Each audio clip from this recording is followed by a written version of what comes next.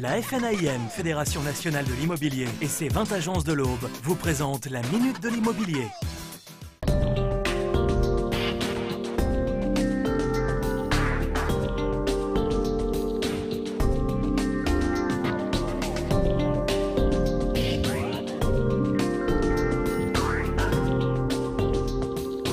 Ce soir, dans la Minute de l'immobilier, on s'intéresse à une question cruciale pour l'acheteur. Faut-il toujours vendre avant d'acheter? On en parle avec Céline Marteau de l'agence Bruno Gaillot Immobilier. Bonsoir. Est-ce que c'est important? Est-ce qu'il y a une solution idéale? Alors une solution idéale, non. C'est vrai qu'on n'est pas obligé de vendre pour pouvoir acheter. Maintenant, dans le contexte actuel, j'aurais plutôt tendance à conseiller de vendre pour connaître vraiment l'enveloppe qu'on dispose avant d'acheter. Seulement, il y a le risque de voir le coup de cœur s'envoler. On ne décide pas de la date de la vente. Effectivement, maintenant, le coup de cœur, c'est une chose, le côté financier et l'enveloppe qu'on dispose en est une autre. Si on peut effectivement se permettre d'acheter et de faire un montage financier à côté, pourquoi pas. Maintenant, il y a une partie risque qui est peut-être plus importante que le coup de cœur. Est-ce qu'on peut faire appel à ces fameux prêts relais ou est-ce que c'est trop risqué aujourd'hui ? Dans le contexte actuel, je pense que c'est très risqué, étant donné que l'immobilier est un marché très fluctuant et à la baisse, et petit à petit, on baisse de plus en plus. On ne sait pas trop ce que demain sera fait. Donc, si on peut faire un montage avec une part de prêt relais peu importante par rapport à l'acquisition, pourquoi pas? Mais encore une fois, c'est quand même risqué dans le contexte actuel.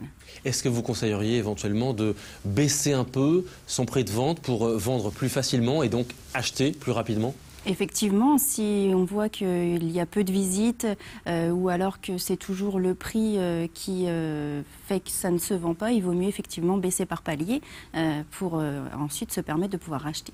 Si je vous comprends bien, il n'y a pas de solution idéale dans ce domaine? Non. Comment faut faire alors? Qu'est-ce que vous conseilleriez? Je conseillerais de mettre en vente son bien, de trouver un acquéreur, après de trouver une solution à la limite avec le nouvel acquéreur pour voir si on peut avoir un délai un petit peu plus important pour avoir le temps d'acheter autre chose, ou alors tout bêtement de retourner en location le temps de pouvoir faire un nouvel achat. Est-ce qu'on peut faire ce qu'on appelle aussi une vente longue, c'est-à-dire avoir beaucoup plus de temps? Si l'acquéreur est d'accord, on peut effectivement mettre un délai un peu plus important pour passer chez le notaire, oui, effectivement.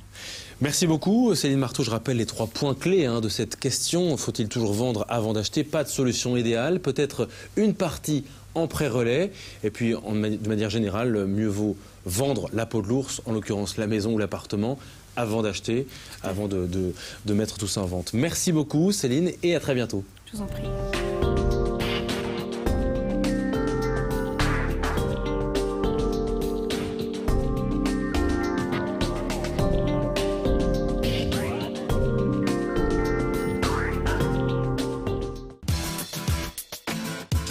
FNAIM Aube et ses 20 adhérents du département, avec le Cube, c'est carré.